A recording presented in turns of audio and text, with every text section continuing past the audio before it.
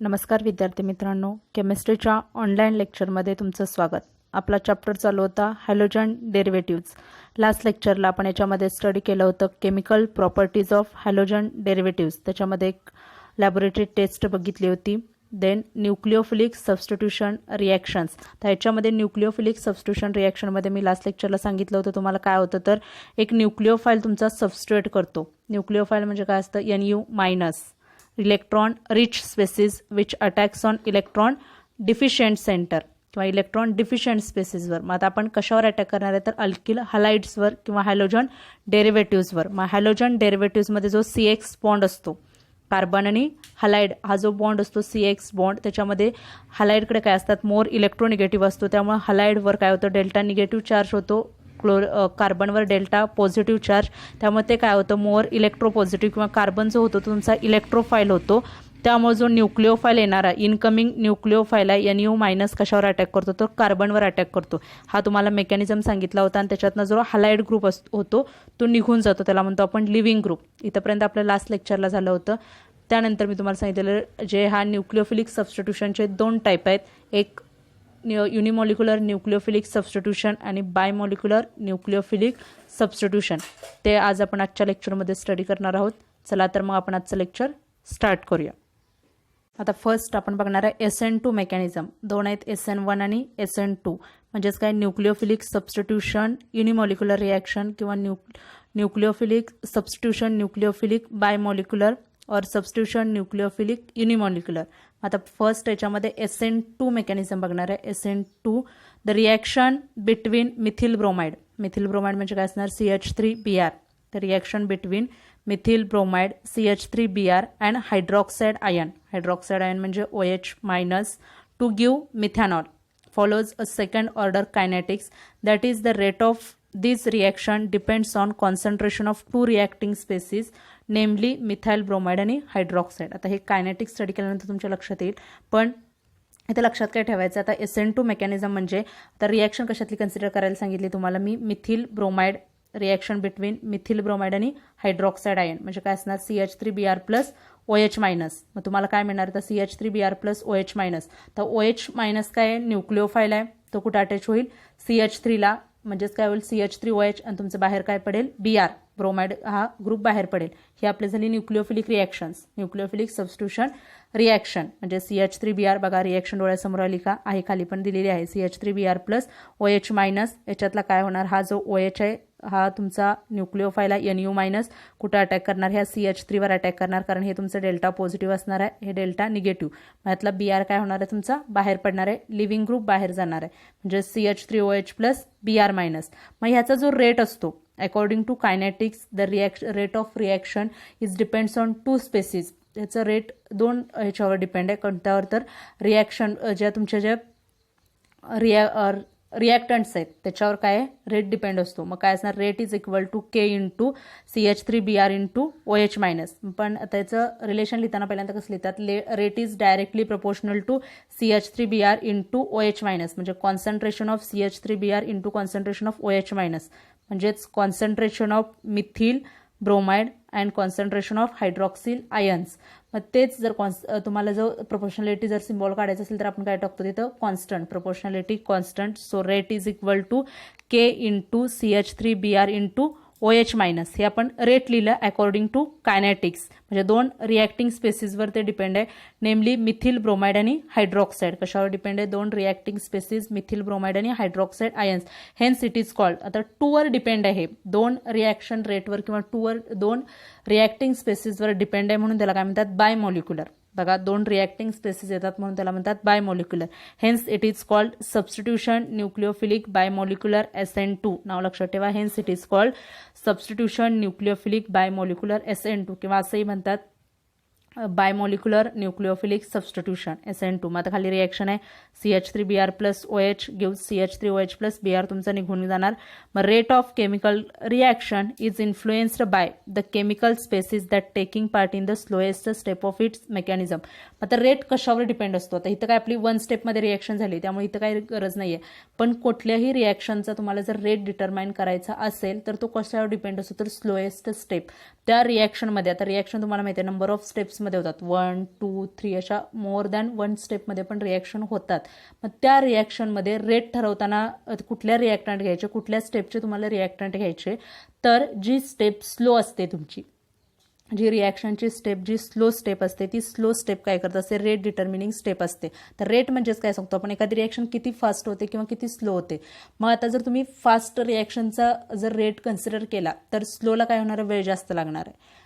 म्हणून काय केलं जातं, तर स्लो जी स्टेप असते ती रेट डिटर्मिनिंग स्टेप असते. नेहमी लक्षात ठेवा, कुठलीही रिॲक्शन असताना त्याच्यामध्ये जी स्लो स्टेप असते ती रेट डिटर्मिनिंग स्टेप असते. मग in the above reaction only 2 reactants are present in both are found influence in the rate of reaction. म्हणजे वरची रिॲक्शन आहे त्याच्यामध्ये 2च रिॲक्टंट आहेत, त्यामुळे ते कशावर डिपेंड करतात, तर ते रिॲक्शनच्या रेटवर इफेक्ट करू शकतात किंवा इन्फ्लुएन्स करू शकतात, म्हणून त्याच्यावर डिपेंड असतो रिॲक्शनचा rate. This means that the reaction is a single step reaction which can be called as a slow step. आता ती एकच स्टेप आहे, सिंगल स्टेप रिॲक्शन आहे, त्यामुळं काय होऊ शकतं, तर एका स्टेपमध्ये होते. त्यामुळे याच्यामध्ये तुम्हाला स्लो स्टेप किंवा फास्ट स्टेप बघायची काही गरज नाही आहे.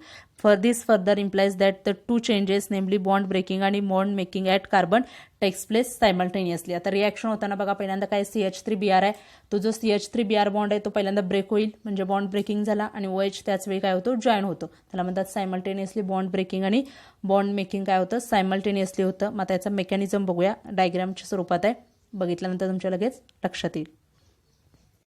आता बघा, हा मेकॅनिझम आहे.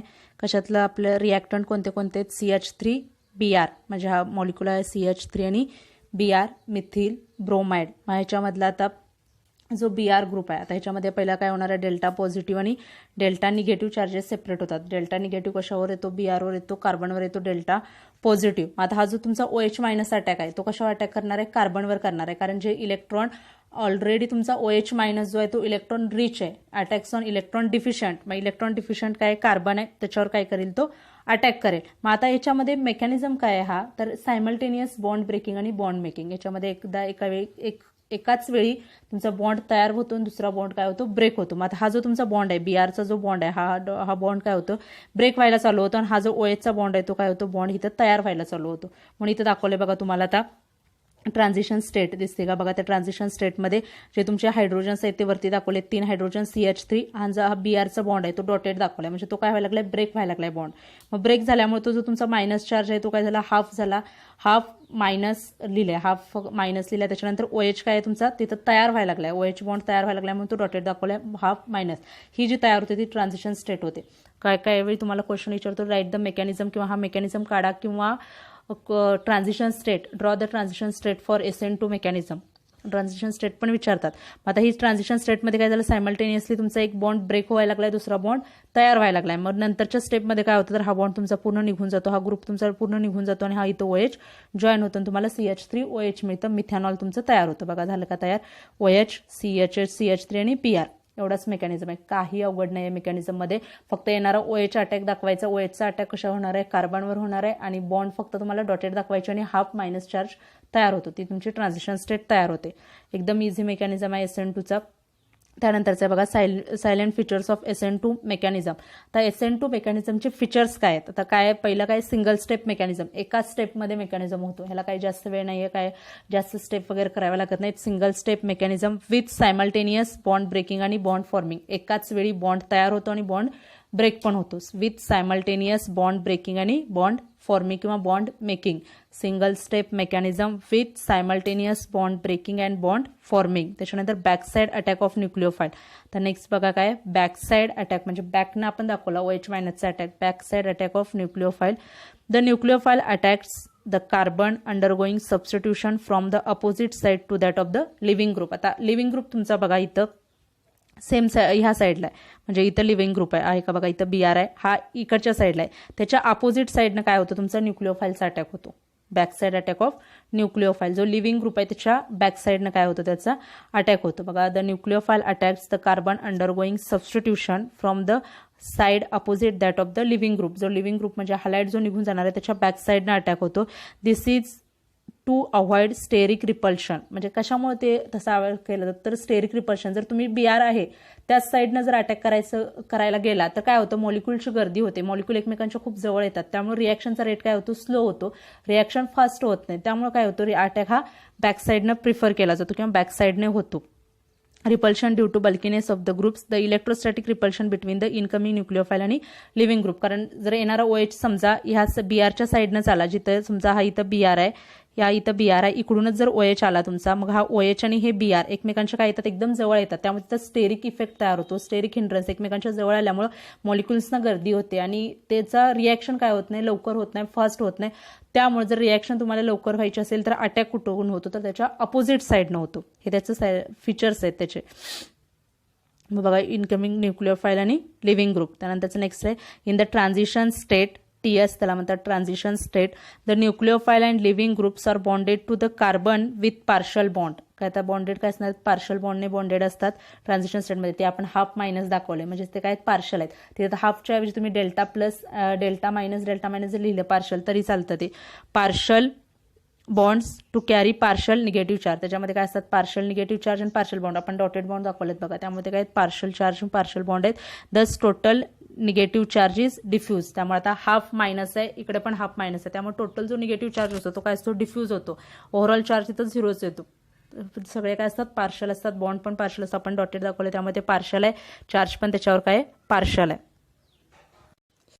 The TS contain penta-coordinate carbon having 3 sigma bonds in one plane making bond angles of 120 degree with each other and two partial covalent bonds along a line perpendicular to this plane. आता TS मध्ये बघितलं आपण पाठीमागच्या साईडला, मागच्या याच्यामध्ये TS बघितली होती. TS म्हणजे काय असतं तर कार्बन, आपल्या सेंटरचा जो कार्बन आहे CH3, त्याला किती बॉन्ड आहेत, 3 हायड्रोजन्स आहेत तुमचे बघा. कार्बन 3 हायड्रोजन CH3 बॉन्ड असे ते एका प्लेनमध्ये आहेत बघा, ते THची diagram.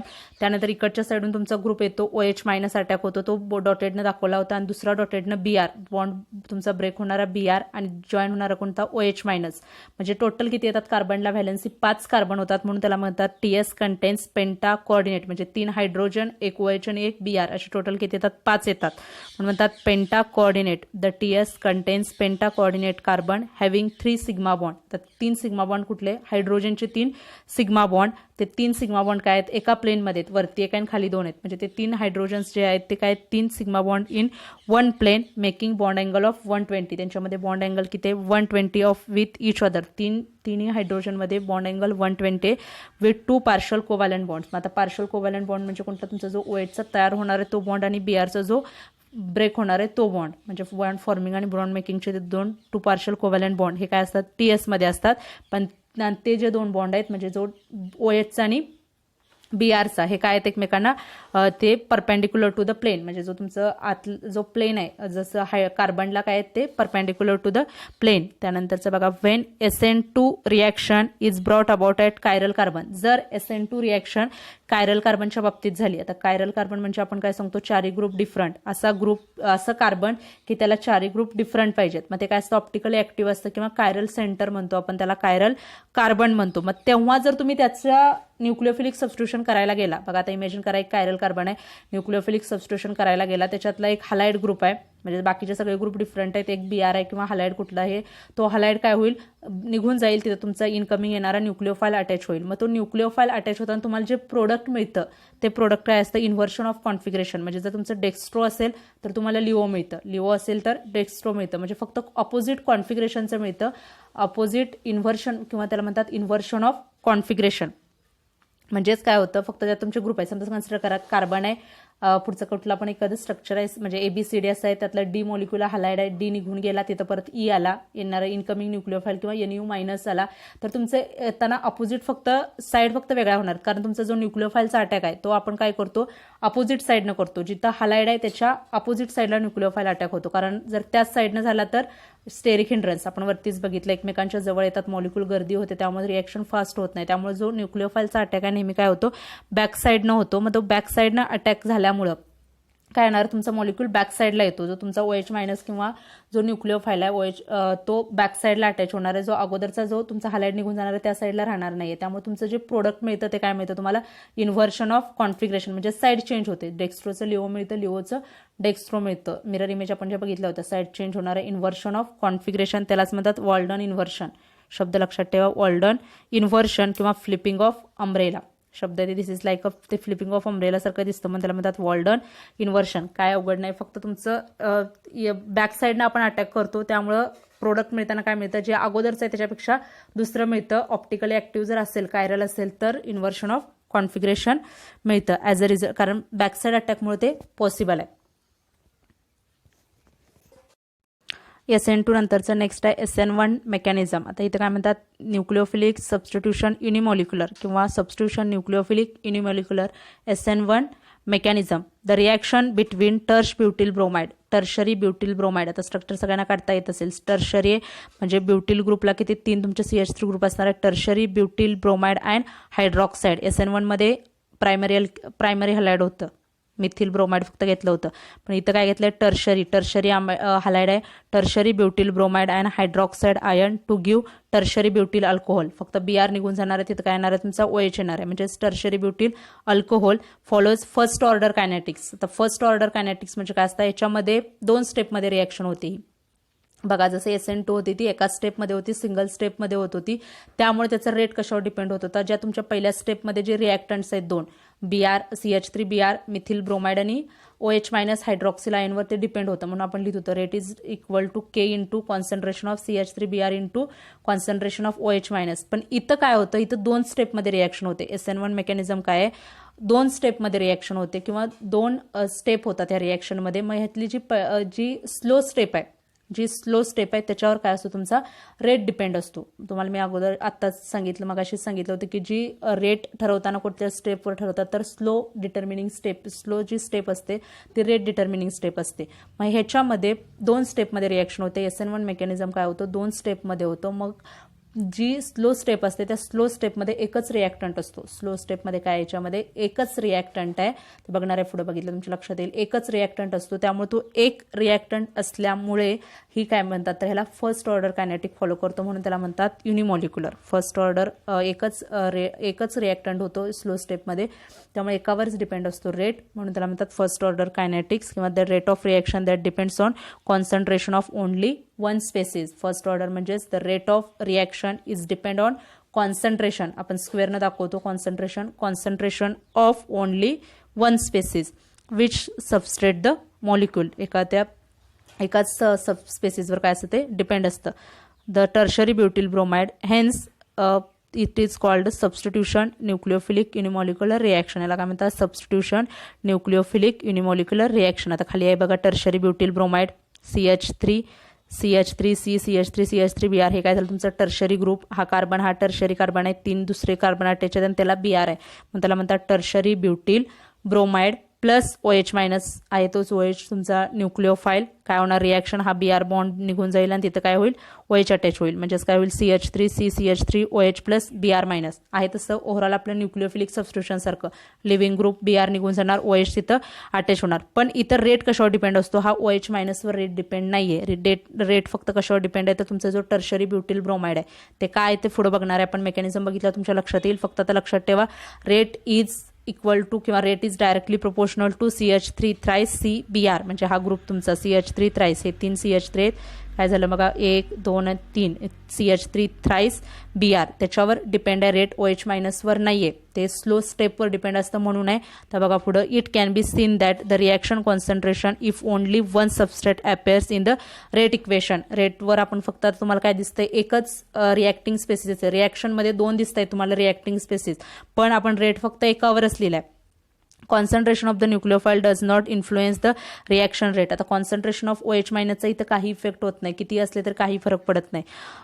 In other word, tertiary butyl bromide reacts with hydroxide ion by 2 step mechanism. का होतं, तर ह्याच्यामध्ये 2 स्टेपचे मेकॅनिझम आहेत. मग अशीच मी सांगितलं 2 स्टेप होतात, एक स्टेप स्लो असते, एक फास्ट असते. मग ह्याच्यावर कशावर डिपेंड होतं, तर स्लो स्टेपवर त्याचा रेट ठरवला जातो. In the slow step CX bond in the substrate undergoes hydrolysis. आता स्लो स्टेपमध्ये CX बॉन्ड म्हणजे कुठला तुमचा CBr बॉन्ड जो आहे तो CX मधला CH3C CH3CH3CBr जो आहे तो CBr बॉन्ड मधला काय होणार आहे सबस्ट्रेट तर CX मधला काय होणार आहे अंडरगोज होणार आहे म्हणजे CBr जो बॉन्ड आहे तो काय होईल हायड्रोलिसिस होईल म्हणजे ब्रेक होतो. हायड्रोलिसिस म्हणजेच fast step in and the subsequent first step the nucleophile uses electron pair from a new bond with a carbon undergo change. आता एक मेकॅनिझम बघूया म्हणजे कळेल. पहिल्या स्लो स्टेपमध्ये काय होतं CX बॉन्ड ब्रेक होतो आणि एकदा का तुमचा तो बॉन्ड ब्रेक झाला तर न्यूक्लिओफाईल फास्टली तिथं काय होतो रिॲक्ट होतो त्यामुळे ती स्टेप काय होते फास्ट होते. आता बघा इथं मेकॅनिझम आहे CH3 थ्राईस CBr म्हणजे तुमच्या आता फर्स्ट स्टेपचा जो आपला प्रोडक्ट रिॲक्टंट घेतला होता टर्शरी ब्युटिल ब्रोमाइड तोच आहे CH3 थ्राईस CBr. आता ॲरोवर तुम्हाला स्लो दिसते का ॲरोवर स्लो दिले. आता ही स्टेप जे काय स्लो होते. आता नेहमी लक्षात ठेवा SN1 मेकॅनिझम आहे किंवा SN1 रिॲक्शन आहे ती काय होते 2 स्टेपमध्ये होते. ती पहिल्यासारखी SN2 सारखी एका स्टेपमध्ये होत नाही. काय होते 2 स्टेपमध्ये रिॲक्शन होते. मग पहिल्यांदा काय होतं तुमचा जो CH3 थ्राईस CBr आहे त्याच्यातला जो तुमचा CX बॉन्ड आहे मगाशी पण मी सांगितलं स्लो स्टेपमध्ये काय होतं जो CX बॉन्ड आहे किंवा CBr बॉन्ड आहे त्यातला हा बॉन्ड काय होतो ब्रेक होतो. हा बॉन्ड तुमचा काय होतो ब्रेक होतो किंवा तो ग्रुप तिथून निघून जातो. मग तो काय येतो ती स्लो एकदम प्रोसेस आहे. तो ग्रुप निघून गेल्यामुळे काय होतं आता हा जो तुमचा पूर्ण ग्रुप ओव्हरऑल निघून गेला त्याच्यातून निघून गेल्यावर काय होणार इकडे Br मायनस बाहेर पडेल. मग इथं काय होईल तुमचा चार्ज काय राहतो तर पॉझिटिव्ह चार्ज राहतो कारण कार्बनची व्हॅलेन्सी 4 असते. एक निघून गेला एक बॉन्ड पूर्ण निघून गेला राहिले त्याच्याकडे 3च मग एक कमी आहे म्हणजे काय होणार तिथे एक पॉझिटिव्ह चार्ज येईल प्लस कार्बोकॅटायन तयार होतो. काय तयार होतं कार्बोकॅटायन त्याला म्हणतात carbocation plus positively charge species तयार झाली तर त्याला म्हणतात कार्बोकॅटायन. हे रिॲक्शनच्या मध्येच तयार होतं असं आपल्याला दिसत नाही. हे रिॲक्टिव्ह इंटरमिजिएट्स आहेत कार्बोकॅटायन कार्बेनियन हे पॉझिटिव्हली चार्ज जर एकदम स्ट्रॉंगली हायली रिॲक्टिव्ह असतं. एकदा का हे तयार झालं की पुढची रिॲक्शन एकदम फास्ट होते. हे तयार होईपर्यंत स्लो होते कार्बोकॅटायन तयार होईपर्यंत. त्यामुळे तुमचं जे CH3 थ्राईस CBr आहे म्हणजे टर्शरी ब्युटिल ब्रोमाइड आहे त्याच्यापासून कार्बोकॅटायन तयार होण्याची प्रोसेस काय असते स्लो असते. मग एकदा का तुमचा हा कार्बोकॅटायन तयार झाला तर येणारा जो तुमचा OH मायनस आहे इनकमिंग न्यूक्लिओफाईल OH मायनसचा अटॅक काय होतो फास्ट होतो त्याच्यावर त्या C+वर कारण OH मायनस आहे इलेक्ट्रॉन रिच स्पेसिस आहे attack on electron deficient spaces C+ तुमचा डिफिशियंट आहे इझिली काय होतं अटॅक होतो. त्यामुळे फर्स्ट स्टेप काय आली मला सांगा स्लो स्टेप आली. बघा आता ती सेकंड स्टेप बघूया. बघा ही सेकंड स्टेप आहे CH3 आहे तो वरचा तुमचा कार्बोकॅटायन घेतला प्लस OH मायनस काय होणार आहे हा OH मायनसचा अटॅक काय होईल इथं अटॅक केले आणि तो OH मायनस तुमचा जॉईन होईल म्हणजे काय प्रोडक्ट मिळेल CH3 थ्राईस COH हे आपलं प्रोडक्ट मिळालं आहे तसं तुम्हाला प्रोडक्ट मिळालं. स्टेप समजल्या का बघा फर्स्ट स्टेपमध्ये कार्बोकॅटायन तयार झाला नेक्स्ट स्टेपमध्ये OH मायनसचा अटॅक झाला. मग मला सांगा मी काय तुम्हाला सांगितलं होतं की रेट एखाद्या रिॲक्शनचा रेट कशावर डिपेंड असतो तर स्लो स्टेपवर. नंबर ऑफ स्टेप झाल्या तर तो रिॲक्शनचा रेट कशावर डिपेंड असतो स्लो स्टेपवर. मग याच्यामध्ये स्लो स्टेप कोणती झाली ती जी फर्स्ट स्टेप आहे जी फर्स्ट स्टेप आहे ती काय झाली स्लो स्टेप झाली. मग ती स्लो स्टेपवर डिपेंड आहे. मग स्लो स्टेपमधल्या रिॲक्टंटवर डिपेंड असतो. मग ह्याच्यामध्ये रिॲक्टंट कोणता आहे स्लो स्टेपमधला CH3 thrice Br tertiary butyl bromide. म्हणून ह्या रिॲक्शनचा SN1 मेकॅनिझमचा reaction depends on only one reacting species that is CH3 thrice CBr tertiary butyl ब्रोमाइडवर डिपेंड असतो OH मायनसवर डिपेंड नसतो. मला वाटतं आता आयडिया क्लिअर पूर्ण डाऊट याच्यातलं सगळे क्लिअर झाले असतील. ही स्लो स्टेप असल्यामुळे याच्यावर डिपेंड आहे रेट आणि याच्यामध्ये 2 स्टेपमध्ये मेकॅनिझम होतो जे जसे SN1 होते त्याच्यात डिस्टिंग्विश पण तुम्हाला विचारतात डिस्टिंग्विश बिटवीन SN1 आणि SN2 मेकॅनिझम समजलं का. बघा आता ह्याचे फक्त फीचर्स बघूया आपण काय ते SN1 मेकॅनिझमचे काय असणार आहे. बघा तिथं काय होतं SN2 मध्ये काय होतं 1 स्टेप मेकॅनिझम इथे काय असणार आहे 2 स्टेप मेकॅनिझम. त्यानंतर हेट्रोलिसिस म्हणजे बॉन्ड तुमचा ब्रेक होतो. Heterolysis of CX bond in the slow and reversible first step to from planar carbocation intermediate. पहिल्यांदा काय होतं तुमचं हेट्रोलिसिस होऊन म्हणजे CX बॉन्ड ब्रेक होऊन प्लेनर आणि कार्बोकॅटायन इंटरमिजिएट तयार होतो म्हणजे जो आपण C+ दाखवला तो कार्बोकॅटायन इंटरमिजिएट इथं तयार होतो. तसं SN2 मध्ये काही तयार होत नव्हतं इथं होतो रिॲक्टिव्ह इंटरमिजिएट कार्बोकॅटायन तयार होतो. Attack of nucleophile on the carbocation intermediate in the fast second step to from the product. मग आता तो न्यूक्लिओफाईल कशावर अटॅक करतो कार्बोकॅटायनवर अटॅक करतो. जो तुमचा कार्बोकॅटायन रिॲक्टिव्ह इंटरमिजिएट असतो एकदम रिॲक्टिव्ह असतो त्याच्यावर येणारा इनकमिंग न्यूक्लिओफाईल असेल म्हणजे जो न्यूक्लिओफाईल येणारा OH मायनस इझिली किंवा फास्टली रिॲक्ट करतो आणि प्रोडक्ट तयार करतो. When SN1 reaction is carried out at chiral carbon. आता आपण SN2 पण बघितलं होतं. कायरल कार्बनमध्ये जर SN2 रिॲक्शन झाली तर काय होतं, इन्व्हर्शन ऑफ कॉन्फिगरेशन होतं, कारण तुमच्या साईड चेंज होतात, त्यामुळे तिथे इन्व्हर्शन ऑफ कॉन्फिगरेशन होतं. पण इथं काय होतं, Wien SN1 reaction is carried out in chiral carbon optically active substrate the product from is nearly racemic. इथं जे प्रोडक्ट मिळतं ते नियरली काय असतं, रेसिमिक मिळतं, म्हणजे डेक्स्ट्रो आणि लिओ 50-50% मिळतात, त्यामुळे नियरली काय असतं ते रेसिमिक मिक्सचर असतं. This indicate that SN1 reaction needs mainly with racemization. जर तुम्हाला रेसिमिक मिक्सचर तयार करायचं असेल तर काय करतात, SN1 रिॲक्शन यूज केली जाते, mainly used for with racemization. This means both enantiomers of product are from is almost equal amount. जे तुमचे इनॅन्शोमर मिळतात म्हणजे डेक्स्ट्रो आणि लिओ आयसोमर जे मिळतात ते काय मिळतात, ऑलमोस्ट इक्वल क्वांटिटीमध्ये असतात. Racemization is SN1 reaction is the result of formation of planar carbocation intermediate. आता तुम्हाला एखाद्या वेळेस MCQला वगैरे पण विचारतात, SN1 रिॲक्शन गिव्ज द काय घेतं खालचं काय म्हणजे ऑप्शन्स दिले जातात. मग SN1 रिॲक्शन काय देतं, रेसिमायझेशन तयार होतं किंवा रेसिमिक मिक्सचर तयार होतं SN1 मेकॅनिझममध्ये, आणि SN2 मध्ये काय होतं तर इन्व्हर्शन ऑफ कॉन्फिगरेशन होतं. हे 2 शब्द लक्षात ठेवा. Nucleophilic can attack planar carbocation from either side which result in the formation of 2 enantiomers of product. इथं काय मिळतात, जर कार्बोकॅटायनमुळे जर तुमचं एका साईडने अटॅक झाला तर एक पेअर मिळते, दुसऱ्या साईडने अटॅक झाला तर दुसरे मिळते. मग दोन्हींच्या ज्या नॉन सुपर इम्पोजेबल जर काय असं पॉसिबिलिटी 50-50% असते, नियरली इक्वल मिळतं, त्यामुळे काय मिळतं इथं रेसिमायझेशन किंवा रेसिमिक मिक्सचर मिळतं. आता बघा आजच्या लेक्चरमध्ये आपण SN1 SN2 दोन्ही मेकॅनिझम बघितलेत. व्यवस्थित मेकॅनिझम बघा, खूप इम्पॉर्टंट आहे. लॉंग क्वेश्चन पण याच्यावर पडतात. राईट डिस्टिंग्विशला पडतं, distinguish between SN1 SN2 mechanism किंवा मेकॅनिझम लिहा. ते ट्रान्झिशन स्टेट खूप क्वेश्चन पडतात त्याच्यावर, इम्पॉर्टंट पार्ट आहे. परत एकदा व्यवस्थित वाचा हे. काय डाऊट्स असतील तर विचारा. आजचं लेक्चर आपण इथं स्टॉप करतोय. थँक्यू.